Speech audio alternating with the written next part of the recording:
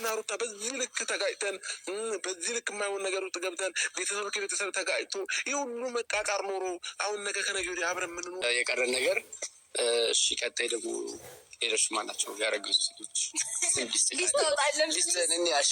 ፍትህ ለተመልካች፣ ፍትህ ለተመልካች። አብርሃም በአንድ ቀን 2 ቪዲዮ ትሰራለህ እንዴ? በኤፍሬም ቤትና በነ ዳኒ ቤት ማለት ነው። ሰሩ፣ ሸቅሉባቸው። ምንም አልልም፣ እውነቴ ነው። ምንም አልልም። በደንብ አድርጋችሁ ድብና አድርጋችሁ ስሩባቸው። ነገር ግን አንዳንድ የምታደርገው ድርጊት ያናድደኛል፣ ያበሳጫል ስልህ በጣም ነው የሚያበሳጨውና እንግዲህ ስንት ናቸው ያስረገዝካቸው ሴቶች ሊስትህን አሳየን አሉት ማለት ነው። እንደው ፈጣሪያችሁ ይቅር ይበላችሁ እና እንደ ሰዎች ይቅር ይበላችሁ። እኔ ምንም አይደለም እውነት ለመናገር እና አብርሃም እውነት ለመናገር አሁን ሄርሜላ እርጉዝ ነኝ ብላ የለም። ስለዚህ ቀጣዮቹ የሚኖራሉ ብላን ነው የምንጠብቀው ሁላችንም ማለት ነው። ለምን ሚስት አለው ልጅ ያለው ከዛ በኋላ ሌላ ጋር እናንተ ስታስቡት ማለት ነው። ውድ ቤተሰቦች ይቅርታ አድርጉልኝና አብርሃም አሁን ለአሁን የሚያስረግዝ ይመስላችሁ ነበር እንዴ? ማለት ሄርሜላ እርግዥ ያለው ብላ እንደመጣቸው አሁን ለአሁን ሌላ ቦታ የ6 ወር ልጅ አስቀምጦ ከዛ በሄርሜላ ወዳው ያረግዝ ነበር እንዴ? የማርገዝ ሱስ አለበት እንዴ? እናንተ ቀልደኛ ሁላ ማለት ነው። ኤፍሬም እንግዲህ ኤፋው ማለት ነው የወንድሙ መከታ ምን ቢል ጥሩ ነው? ህይወትህን ታበላሽብሃለች። አሁንም ህይወትህን እያበላሸችው ነው። ስለዚህ ከሩታ ጋር እንድትሆን ነው የምፈልገው እኮ እንዴ። ወንድ ልጅ ትዳር ከያዘ ሴት ልጅ ትዳር ከያዘች ሴቶች እንዴት ብለው ነው የሚኖሩት? ጋይስ ትዳራቸው የፈለገ ምስቅልቅል ቢቸገሩ ባይኖራቸው ቢርባቸው ቢጠማቸው እንኳን እኔ ትዳሬን አልበትንም፣ ፈትቼ ማግባት አልፈልግም፣ ልጆቼን መደባለቅ ነው ቅይጥ ማድረግ አልፈልግም ብለው እኮ በቃ ተኮራትመው የሚኖሩ ሴቶች አሉ ማለት ነው። ስለዚህ ወንድ ልጅም እንደዛ ነው የሚኖረው እንጂ እዛም ሄዶ መውለዱ ተገቢ ነው ብዬ አላስብም። አዎ አላስበም፣ እውነት አላስብም። እንደው በዘሬም አያሳየኝ። አያሳያችሁ። ከፈለጋችሁ ያሳያችሁ። የምትፈልጉ ሰዎች አላችሁ፣ ያሳያችሁ ከፈለጋችሁ። እናንተ አብርሃም የእናንተ ወንድም ቢሆን ጥያቄ ልጠይቃችሁ። ከዛ በኋላ ሚስት አለው ልጅ አለው እና ለማስታረቅ እንደምንም ብላችሁ ስንት ሰው 2 ዓመት 3 ዓመትም እኮ ሰው ይቆያል ማለት ነው። አብርሃምና ሩታ እንግዲህ ዓመትም አልቆዩም ይሄ ንትርክ ከተጀመረ እና ወንድማችሁ ሌላ ሴት ጋር እንደዚህ ቢላላጥባችሁ የ6 ወር የ4 ወር እንደው ጨቅላ ልጅ በሉት በቃ ገና ሳይወለድ ነው የተጀመረው ጉዳዩ አይደለ? እንደዚህ ቢያደርግ የእናንተ ወንድም ትደግፉት ነበር እንዴ? ወላሂ አትደግፉትም። ወላሂ ብዬ ነው የምለው አትደግፉትምም። እንኳንም ደግ አደረካትም አትሉትም ነበረ። ምክንያቱም ዘራችሁ ላይ የከሌ ልጅ አገባና ፈታ ከዛ ሌላ አገባ እንዲባል ስለማትፈልጉ አሁን እንደ ነውር ነው የሚቆጠረው። እኛ ጋር እንደዛ ነው። ውድ ቤተሰቦች ይቅርታ አድርጉልኝና ለምን እንደሆነ አላውቅም። አግብታ ስትፈታ አገባችና ፈታች እንባላለን ምናምን ብለው ልጆቻቸው ራሱ ተጨቁነው እንዲኖሩ የሚያደርጉ ሰዎች አሉ። እናት አባት። አንዳንድ ሴቶችም ደግሞ በቃ መፍታት አይፈልጉም፣ መደባለቅ አይፈልጉም። ልጆቻቸው 4 5 እስከሚሆኑ ድረስ ጸጥ ብለው ቁጭ ይላሉ ማለት ነው። እንደዚህ አይነት ነገር አለና እናንተ ወንድማችሁ ቢሆን እኮ ይህንን ድርጊት ሲያደርግ እንደማትደግፉት 100% እርግጠኛ ነኝ።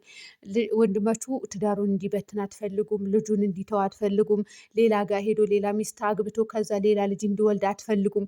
እናንተ ግን እዚህ ጋር ሚዲያ ላይ የሰው ትዳርን ማመሰቃቀል ማመስ ወይኔ በላቸው። ያው ህይወት አይደለም ወንድሜ አይደለም ዘመድ አይደለም ምን አገባኝ አይነት ነገር ነው የእናንተው። ባጃችሁ ግቡ፣ እውነት ባጃችሁ ግቡ። ለማንኛውም አቶ አብርሃም ታደሰ ያው በ2 ቦታ ነው በአንድ ልብስ ቪዲዮ የሰራው ማለት ነው። ከፈለጋችሁ ገብታችሁ ማየት ትችላላችሁ። በኤፍሬም ቤት የሰራውም በእንትናም እና ምን አለ አቶ አብርሃም ምን ቢል ጥሩ ነው? በኤፍሬም ቤት እኔና ሩታ በዚህ ልክ እንደዚህ ሆነን ተቃቅረን ቤተሰብ በሙሉ ተጋጭቶ ተጣልቶ አብረን የምንሆን ይመስልሃል ወይ? ቤተሰብ ከቤተሰብ ጋር ተጣልተዋል እንደ አብርሃም የሩታ ቤተሰብና የእናንተ ቤተሰብ ተጣልተዋል ወይ? እንደው እድር ላይ ምናምን አይነት ነገር የሆነ ዝግጅት ሲኖር የሚገናኙትንስ ነገር እንናገር እንዴ? እንደው ጨርሶ መናገሩ ተገቢ አይደለም። በቃ እናንተ አንደኛው የዶላር አምላክ ይሆናችኋል። ምንም ማድረግ አንችልም። እንግዲህ አሁን ተጣልተዋል፣ ተጋጭተዋል፣ ቤተሰብ ከቤተሰብ ብሏል። እንግዲህ ሰምታችሁታል አይደለም? መግቢያው ላይ ያለ ከዚህ በኋላ እኔና ሩታ እንዴት ሆኖ ብለን ነው አብረን የምንሆነው? እውነት ግን ነው እንዴ? እስኪ ወላሂ በል አብራችሁ እየኖራችሁ አይደለም። ለማንኛውም ይመቻችሁ። የምሬ ነው የምላችሁ። እኛ ራሱ እንደናንተ አድርገን መሸቀል ነበረብን። እውነት ግን እኮ እኔ ዝሙትን መደገፍ አልፈለኩም እንጂ እስካሁን ድረስ በደንብ አድርጌ የሸቅል ነበረ። የምሬ ነው። በየወሩ ይከፍለኝ ነበር ዩቱብ ማለት ነው። ግን እንዴት አድርጌ ነው ማስመስለው? እሱ ነው ጥያቄ። እንደው አስመሳይ ሰዎች ቢገጥሙኝ እሰራ ነበረ። ግን አስመሳይ ሰዎች ደግሞ እንዴት አድርገው ይግጠሙኝን አልፈልግም። እንደዚህ አይነት ነገር ባህሪ እንዲበላሽ አልፈልግም። ብልሹ እንደሆን አልፈልግም። እና ነገ ቀን ደግሞ ልጆቻችሁ ወልዳችሁ አድገው የእናንተ መጥፎ ባህሪ እንዲከተሉ ማድረጉ ወይም ደግሞ የእናንተ መጥፎ ባህሪ ንግግር እንዲያዩ ማድረጉ ተገቢ ስላልሆነ ነው።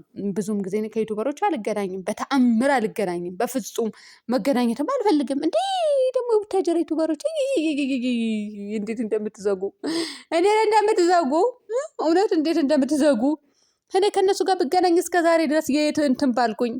ሙስሊም ዩቱበሮችም ይሆን ክርስቲያኖቹም የምሬ ነው የምላችሁ። ግምት እኮ ነው ያላችሁ ግምት የሆነ ነገር የሆነ እንከን አይታጣም። ከገባችሁበት ከተጨመራችሁ ከዩቱበሮች ጋር የሆነ ነገር ላይ ህይወታችሁ ብልሽልሽት ይላል፣ ይበላሻል። በዛ ደግሞ እኔ ከአንዳቸውም ጋር እስካሁን ድረስ አልተገናኘሁም። እዚህ ከመጣሁኝ የለ ከነሩታ ጋር እንጂ ሌላ ጋር አልሄድኩም። ለምን ስም ይሰጣችኋል። አንድ ሁለተኛ ደግሞ የሆነ ነገር ቪዲዮ እንስራ ይባላል፣ ይሰራል። ወይ መጥፎ ቪዲዮ ነው የሚሰራ ወይ የሆነ ነገር ቅሬታ፣ ብቻ የሆነ የተበላሸ ነገር ይኖርበታል በአጭሩ። ስለዚህ ገንዘብ ከክብራችን ገንዘብ ከምናስቀድም ብንሸሽ ይሻላል፣ ወይም ደግሞ ከሰው ጋር ባንጨመር ማለት ነው። ለማንኛውም አቶ አብርሃም ሩታም ይመቻችሁ። እንደዚህ ያሸቅሉ ሰውን አሰሩ። እኛ ላይ ደግሞ ተጫወቱብን። በቃ እኛ በግ አይደለንም እንዴ? በግ እኮ ነው። ሁለቴ በግ አንሆንም። እኛ ግን በግ አይደለንም እውነት። ምክንያቱም የምትሰሩት ነገር ስለምናቅ በግ አይደለንም። የምናቅ ሰዎች በግ ነው እንደምንባለው ውድ ቤተሰቦች አይደለም፣ እራሳቸው ናቸው በግ። እንደውም አብርሃም ተከሰሰ። እንግዲህ ነገ እንትን ላይ ነው ፖሊስ ጣቢያ ነው የምትተኘው ተብለዋል። ትተኛለህ። ሩታ ምንድን ነው ይሄንን አክል የምትቃጠዩ? በቃ ተፋቺው፣ ልቀቂው። በሄርሜላ እርግዝና ነው እየተቃጠልሽ ያለሽው ይሏታል። ደግሞ ኮሜንት ስር ፈጣሪ ወይ ትዕግስቱን ስጠኝ። እናንተ የሚቃጠል የለም እኮ ጋየስ። ሩታ ደግሞ እየተቃጠለች እኮ አይደለም። እናንተ የምታውቁት ታሪክ የለም። ኦኬ እሺ፣ እኛ ጋርም ትመጣላችሁ። ምን ነው ተቃጠልሽ ሄርሜላ በማርገዟ አብርሃምና ሄርሜላ በማርገዛቸው ትላላችሁ። እኔ ወላሂ የሚያቃጥለኝ ነገር ምንም ነገር የለም። እንደው በዝሙት ልጅ ማምጣት ያቃጥላል። የፈጣሪ ያለ ሰው በዲኑ ጠንካራ፣ በሃይማኖቱ ጠንካራ በሆነ ሰው ቅኑ። እውነቴ ነው የምላችሁ ቅኑ እንጂ በእንደዚህ ነገር ወደዛ እኔ በዝሙት ልጅ ተደቅሎ የሚመጣ ነገር በአፍንጫ ይውጣ። ይሄ አያስቀናም እኮ። በቃ በክብር ቤተሰቦቻችሁ ድሯችሁ ከዛ በኋላ 80 ታስሮላችሁ ያለ ዲቃላ ያለ ምን ልጅ ትክክለኛ ጤነኛ ልጅ ትወልዳላችሁ። አለቀ እንጂ ይሄ ተላልጦ ባመጣው ሰው ልቀና ኧረ አትግማሙ፣ እውነት አትግማሙ። እንደው እናንተ ተናገራችሁ ደግሞ እኛ እንድንናገር አታድርጉን። እውነቴ ነው የምላችሁ። ክብራችሁን ጠብቁ። ክብራችሁ ወርደዋል። አንደኛው ሰላም ሁኑልኝ ቤተሰብ።